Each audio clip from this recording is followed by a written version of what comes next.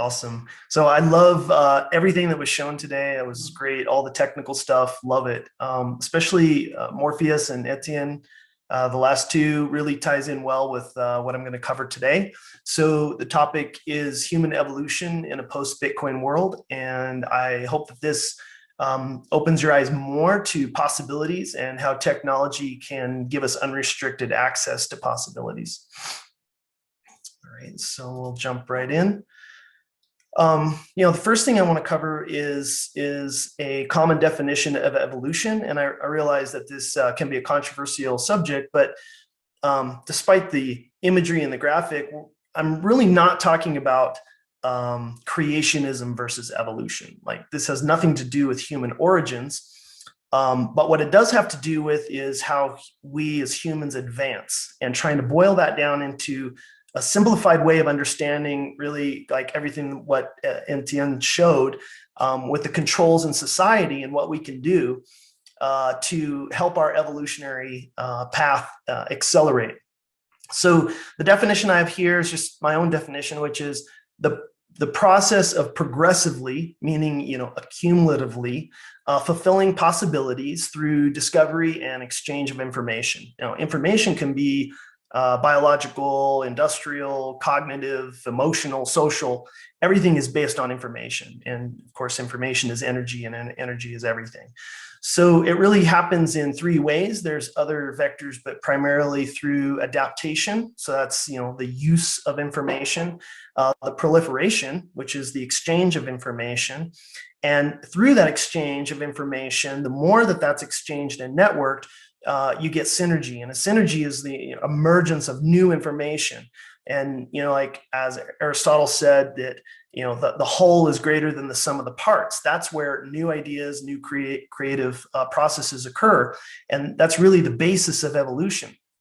And so networks and collaborations are required for evolution. So in summary, evolution requires unlimited access to information and unlimited collaborative exchange. So let's talk about collaboration. There's a couple things behind collaboration, but in my mind, it starts with, you wouldn't think so, but it starts with empathy. And so there's this what's called theory of mind. And theory of mind basically says that your cognitive and emotional ability to take a perspective of someone else, since we don't have direct access to the mind of others, you have to do that through an indirect process. And so by understanding other people and respecting their positions and being able to translate their mind, into your own mind, forms empathy. And then empathy becomes the basis for the next step, which is called social exchange theory. And social exchange theory is basically saying that natural selection occurs only when two parties improve their situation mutually, by one party trading something of value that is less to another party that it is valued more. But the key point here is that mutuality is required. And of course, the inverse to that is cheating. And you're probably already getting some thoughts about, okay, with blockchain and cheating, but when they've shown that when those benefits are not mutual, it impedes social exchange. And social exchange, a lower social exchange, impedes selection, which impedes evolution. So it's de-evolutionary. And then there's a third piece, another piece that is, it's kind of, used to back up that cheating. So it's another de-evolutionary attribute called aggression. We're all familiar with it. So reduced aggression theory basically shows that even within the same species, they've done this with different animal species, that based on their propensity to be aggressive or not, even within the same species, based on their genetics, they show that the lower the aggression rates, the more that they engage and demonstrate attributes of theory of mind and social exchange. So there's a direct link between lowering the levels of aggression, linking that to the empathy, which leads to social exchange, which leads to evolution. So why do we lack empathy? And why do we act on aggression to achieve one-sided results? All these things that that Etienne and others showed earlier with the concentration of power, controls in society. Why is this? What's the root cause that leads us to this? So in order to talk about that, we kind of have to get a little bit philosophical, and we have to, step back into the basis of reality. And this is, my own definition, but I hope it serves the purpose to illustrate. So wholeness, meaning everything, meaning all that is, you can call it oneness, you can call it wholeness, and separation through duality coexist holofractally. And that's a way just to understand that, a hologram, like a hologram, the whole is contained within each part. You shatter a holographic plate into 1,000 pieces, and every piece of that holographic plate recreates the whole. It contains the imagery, the genetics of the entirety of the whole. And like a fractal, every fractal resolves into separation that is contained within that whole. So then you ask the question, okay, well, why separation? And the simplest answer is because experience can't occur except through relativity, enabled by duality, where each counterpart is codependent on the other. So for example, you can't experientially define small except as relative to something that's not small. You can't experientially define here except as relative to there, or now except as relative to then, or hot except as relative to cold. So the duality allows you to immerse yourself into an experiential mode where you isolate everything around you, all the other parts of wholeness, so that you can have an isolated experience that's relative to a counterpart. And so from that wholeness, possibilities through separation emerge from wholeness, through this medium of duality.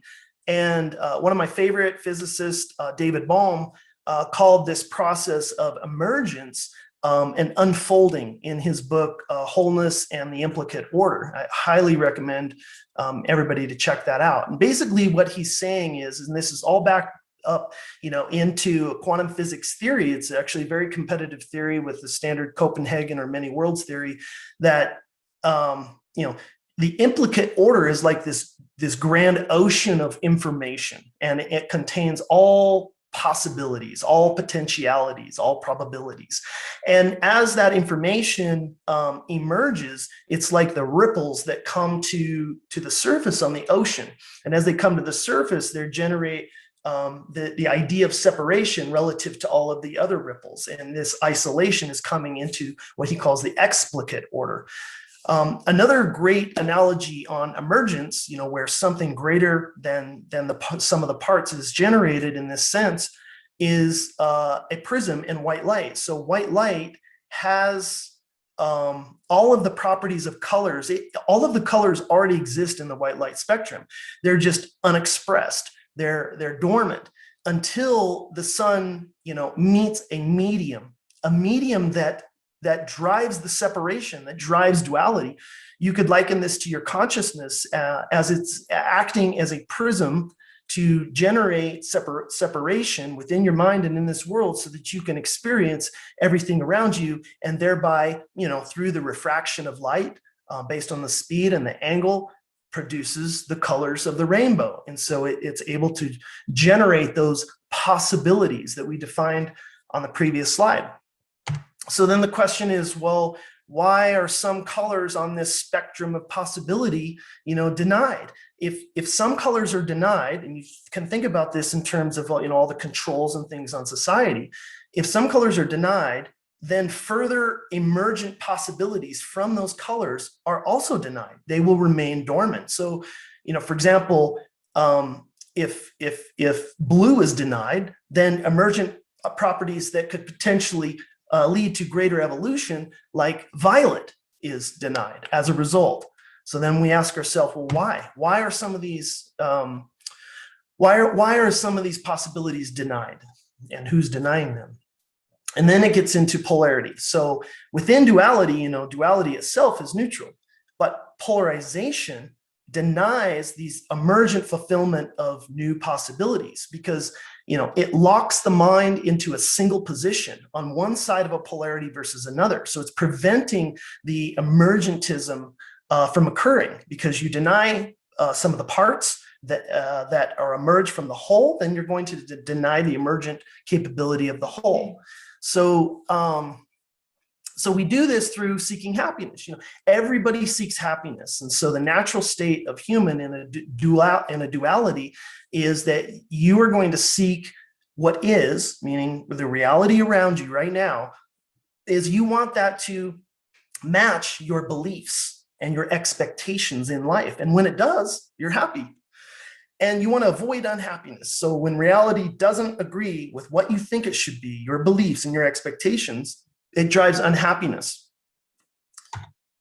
So you can think of polarization as like a recursive belief bias, where the future continues to replicate the past over and over again. This is why evolution is depressed, I believe, in our world, because it's constantly replicating itself because of the bias, and it doesn't allow for emergent opportunities because certain options are closed off. So it works like this, based on what's shown here on the left is conditionalities. So beliefs are biases from your past experiences. You're growing up, you have real life experiences. Those experiences form your biases that you have. And then you're also influenced by society around you, greatly influenced by your parents and your friends and family, your education institutions, your media institutions, your religious institutions.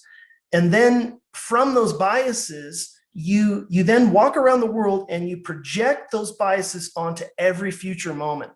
You project them onto the future in terms of hopes and desires and fears. So fear, you're trying to avoid a reality from coming into the present moment that doesn't match your expectation. And hopes and fear, or hopes and desires, are that it will match.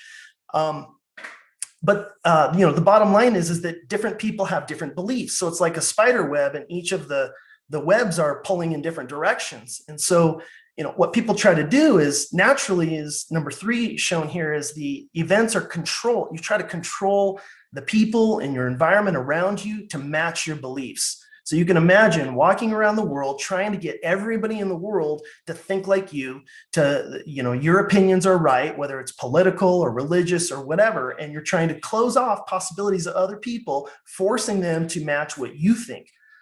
And then when it comes into the present moment, and the moment it passes, you place judgment on it. So if it doesn't match what you believe and it moves into the past, you place judgments, in terms of, you have guilt that attach you to the past, you have regrets, you have blame, you have nostalgia, and all those things connect you to the past. So we walk around life projecting into the future, judging and holding on to the past, and we're not left in the present moment. And so you can see on the graph here on the right, your polarity and your mind and your ego polarizes you, and then you end up just recreating your future, based on your past. And so in reality, when things happen and there's a gap and it's not matching your expectations, whatever that gap is, that's the measure of your state of non-peace. So, you have to ask yourself, well, how can you come to a state of peace? If you walk around, you're trying to control life, and that's how you define your state of peace. So how do we close the gap? Love.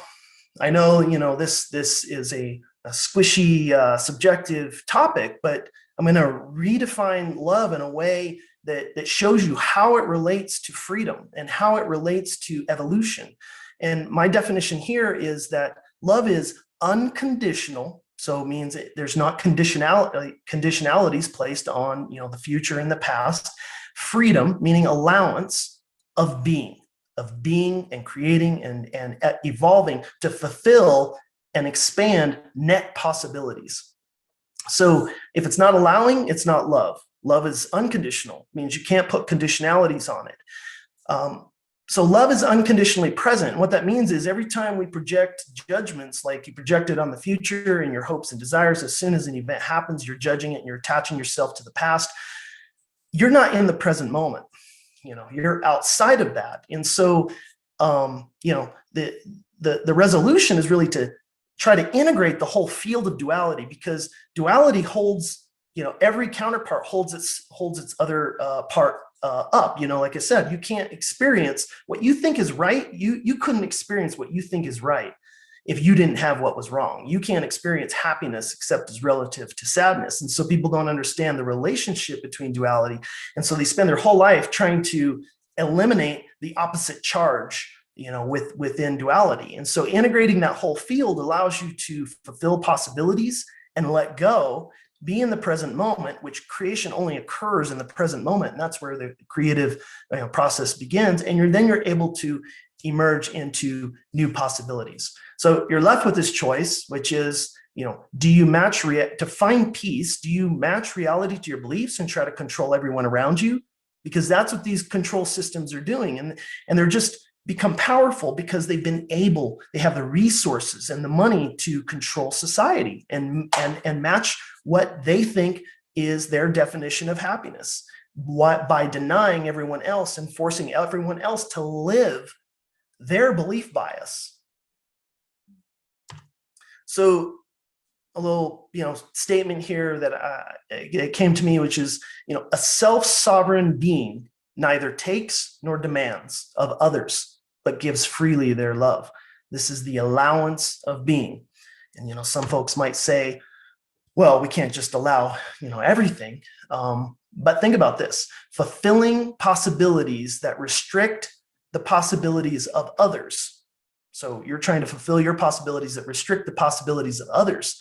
That's actually a bias. That's a belief bias, because it's a net loss of possibilities. You're restricting the possibilities of other people. So therefore it's a net loss of love. So if you want to train society, through this type of approach, think about how is society constructed today. You're taking, you're teaching people that to get what you want and to be happy in life, you need to go and restrict the possibilities of others so that it can match what you want. So for anybody that says, well, you can't just have a society that doesn't restrict the possibilities of others, what we're doing in our current society is teaching people to go out and do exactly that. And that is the root cause of crime and the degradation of our society. So, give that some thought. And I added something here, took a note that I wanted to say something. And I know it sounds kind of strange. I'm not a, religious person. Probably I'm more closer to, the Buddhist or the Taoist philosophy. But, this idea about with Christianity came to my mind, which is it's a different way of looking at things. The reason that Jesus loved those who hated him, think about that, and he said there is no sin in him, is because he was promoting the unconditionality of allowance. And so what do when you think of sin, it's the restriction of possibilities followed by judgment, the control and the punishment of those possibilities. And he was basically, saying that even if they hang him up on a cross, he's teaching society the allowance of love and the unconditionality. So I thought that was a good analogy here. So now let's talk about controls. What controls are used to sustain belief bias? And I have this philosophy that two things kind of describe the whole thing, which is I call it the gate and the road. The road is a prescriptive process where we are told we must follow to gain access to and fulfill a possibility. So you have to go through A, B, C, D in order to get to E. You have to go there. You have to get your doctorate degree. You have to do this. You have to follow these rules. You have to get your, driver's license in order to drive. It's a process that you are told you have to fulfill, canceling out all other possibilities in life.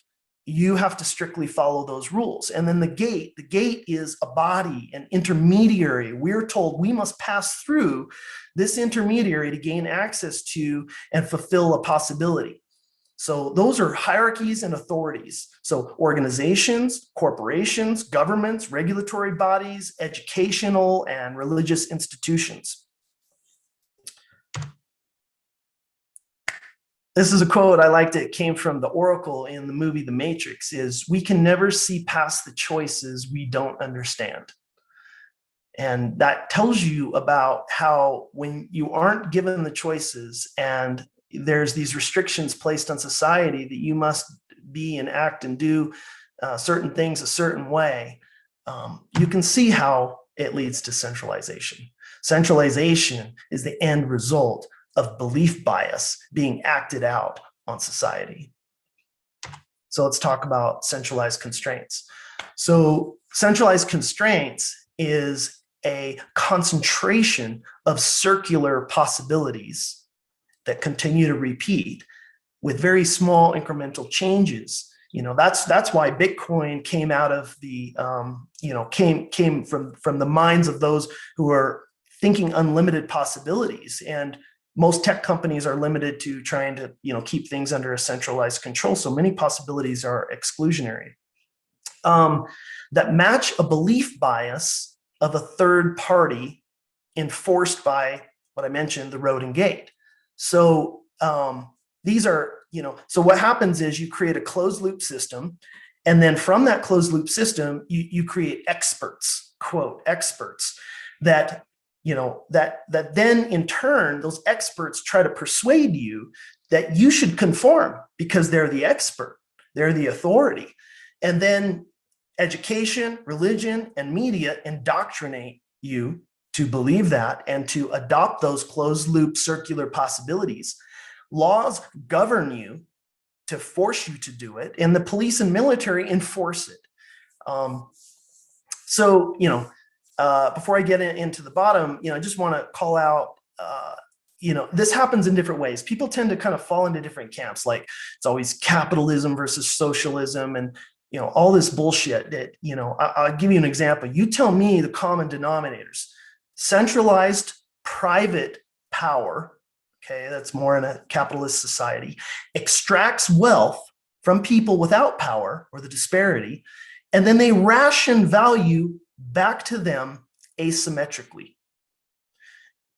Centralized government power, which we also have in our society, but also primarily in a communist society, extracts wealth from people without power and then rations the value of that back to the people in a symmetrical way. What the common denominator here is that it's power, extracting wealth from people without power and rationing it back to you.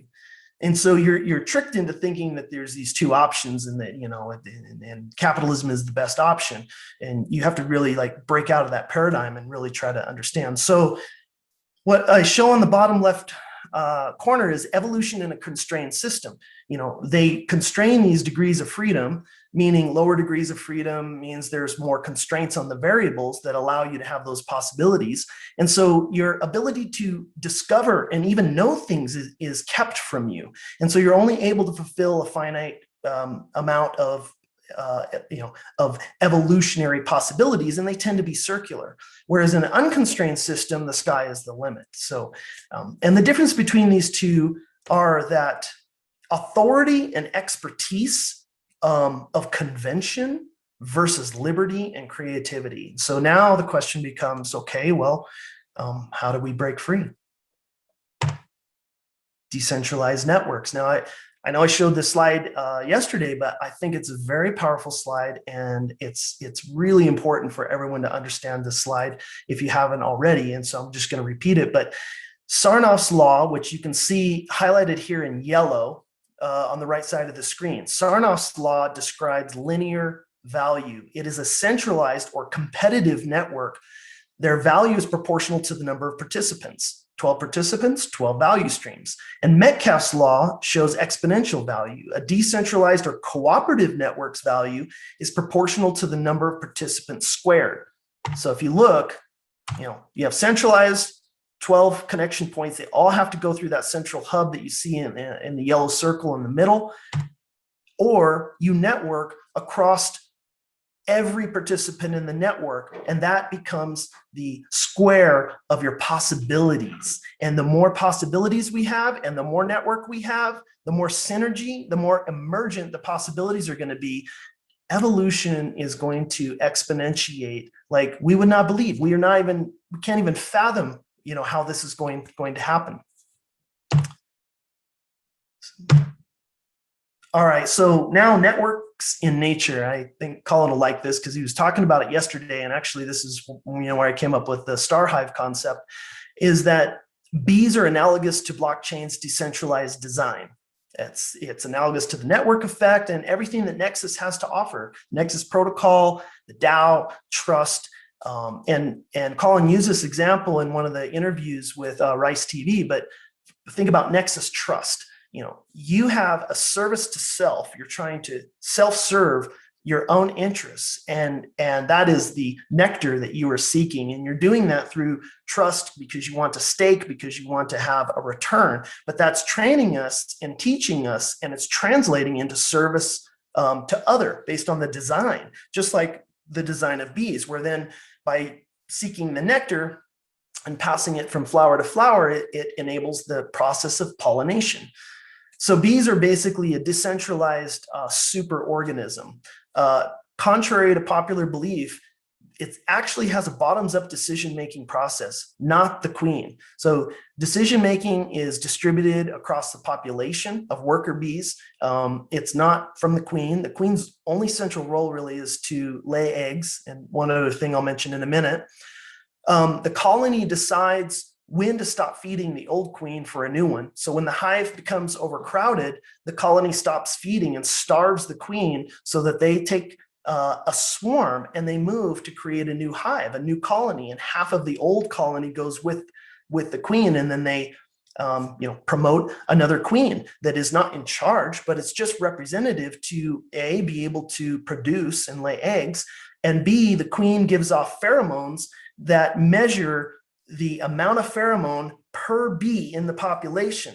And when the population gets too big, that ratio of pheromone drops to a certain threshold, and it triggers the hive to be able to starve the queen, push the queen out, take part of the society, and relocate in order to self-maintain. They have non-hierarchical division of labor based on diversity, proclivity, and proximity. And interestingly, they transmit thought like a radar, forming this, you've heard of the term hive mind, forming this emergent property of a community that is greater than the individual thoughts of the bees. It creates an emergent intelligence, and this can be proven that where the sum is greater than the parts. So in other words, it's not just these predetermined genetic program thresholds that say, if this, do that. The bees, one example is called thermoregulation. And as the hive gets hotter, the perfect quantity of bees fans the hive in order to cool it down. So then you ask yourself, well, if it just reached a certain temperature, then all the bees would start to fan if it was based on, genetically programmed thresholds, but they don't. The perfect amount fans, some don't, in the exact same environment. And that's related back to this hive mind that is an emergent property of a collaborative based system. And then second to last here, efficiency of the collective versus hierarchical waste from proxy. So a collective-based system has a peer-to-peer direct efficiency, and hierarchical waste from a proxy means that you have hierarchies that have to go through different proxies in order to make decisions that affect the people who are doing the work, like for example in a corporation. Well, if you look at bees, the hexagon honeycomb shape, it happens to be the most efficient geometry to use the least amount of wax and contain the most amount of honey. It's absolutely brilliant. And that is a result of these emergent possibilities of bees having more of this exponential effect of the network economy, resulting in bees. And then lastly, the longevity of the collective versus survival of the fittest. Bees tend to their colonies live for years versus survival of the fittest, meaning that most insects that don't have that network economy have very short and seasonal lives. It's a lot to learn here. So, we can learn from bees how to live together as a decentralized organism. enter Bitcoin. So now, Bitcoin basically takes this whole process of networks and what is emulated in nature, and it enshrines it into code. So for thousands of years, we've walked the road and the gate of centralized third parties, and along comes Bitcoin in 2008, 2009 with its open source software release. Bitcoin is a decentralized P2P currency, a system of trusted digital exchange on a distributed network of connected computers. And just some basics, I know you guys all know this, uses cryptography to provide a mathematical proof of ownership, confirms transactions through distributed consensus, transparently records on a distributed ledger, and most importantly, non-custodial and uncensorable. No third party or belief bias can insert itself as a central intermediary. No control, no authority. So in essence, when we say love is the allowance of being to fulfill possibilities, and the accumulation of possibilities is our evolution, a framework of love is embodied in the idea behind Bitcoin. But Bitcoin has its vulnerabilities. So it's a great start. It does have vulnerabilities. And I'm sure many of you are aware of this. A lot of people tend to deny this fact, but it is moving towards centralized mining hardware, centralized development, centralized transactions, of course, centralized internet, which we're all captive to until we get SafeNet up and running, and limited scalability and quantum susceptible, and it's costly and inefficient. Enter Nexus. Nexus is advancing the new world. So they're taking the concept of Satoshi and carrying the torch of Satoshi forward where others have failed. And I define Nexus as a maximally decentralized, that's an important world, and scalable, quantum resistant blockchain ecosystem, not just a blockchain, but an entire ecosystem. It holistically resolves Bitcoin's vulnerabilities, and most importantly, in my mind, it has an ethos of love, trust, and collaboration. Colin gets this, the developers get this, the community gets this, and that's why we love Nexus. And Nexus, for those who are new, or if there's anybody new watching, Nexus is powerful. It has a 7-layer software stack. It's powering a register-based virtual machine. It's multi-dimensional, so it has a 3-dimensional sharded chaining structure. Application and contract platform. We'll have the DAO release shortly, the Decentralized Autonomous Organization. The P2P marketplace is coming out, and the decentralized internet called SafeNet, which we've already released the Nexus protocol. We have the decentralized and hack-resistant operating system that will connect to all of that. Automated key management and location identity security through SIG chains, multi-layer reputation consensus to further decentralize so that we can't be co-opted by a mining centralization cartel, and free and fast transactions. So let's just summarize with, post-Bitcoin evolution. What is it? It's, all of these different attributes that you see on the left hand side of the screen are different ways that we use information to determine the possibilities, and the accumulation of those possibilities is evolution, and the allowance of that is love. So you have the availability of information. So pre-Bitcoin versus post-Bitcoin, censored availability. It's indirect and it's custodial versus direct and non-custodial. The use of that information in today's system, or pre-Bitcoin, it's limited and controlled. In post-Bitcoin, it's unlimited and uncontrolled. The quality of the information you get, it's untrustworthy in the current system because it can be hidden. It can be secretized. It's untruthful. It's subversive. We use it to attack other nations. In the quality of information in a post-Bitcoin world will be trusted, and truthful, and creative.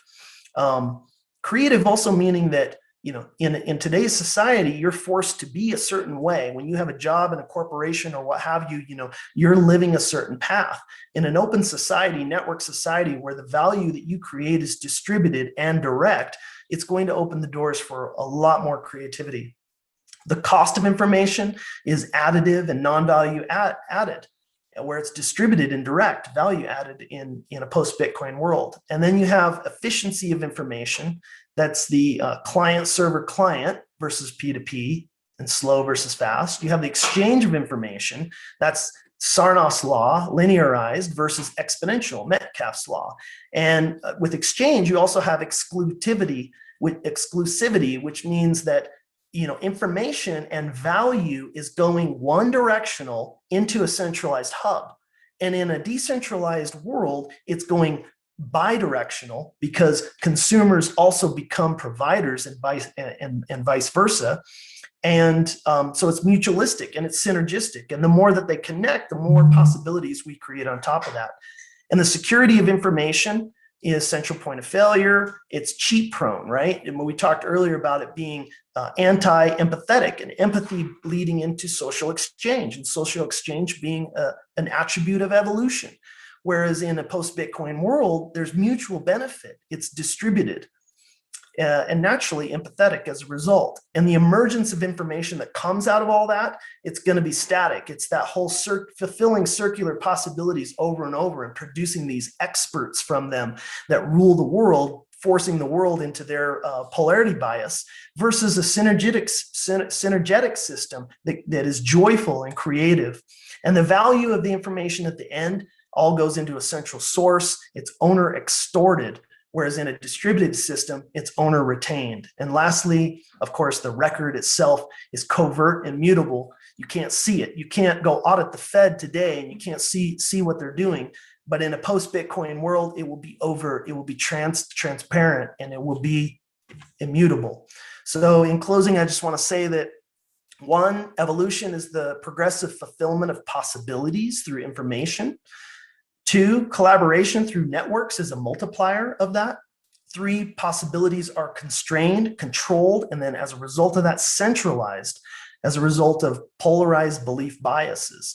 And four, love is the unconditional freedom to fulfill and expand those possibilities, to break free of those controls. And Bitcoin has set the stage to radically change the trajectory of human evolution by opening the door to unrestricted possibilities. And Nexus seeks to maximize this framework in a holistic architecture. So you can see below, we have a control system today, which is not decentralized. It follows Sarnoff's law of linear value on the left. It is a form of disallowance, even within the current network structure. There's certain things shown there in question marks that are just not allowed in our society. You move over to the right, you open the door to possibilities, you network, you create more synergy, and as a result, you have an emergent evolution. It's going to change the world. Thank you.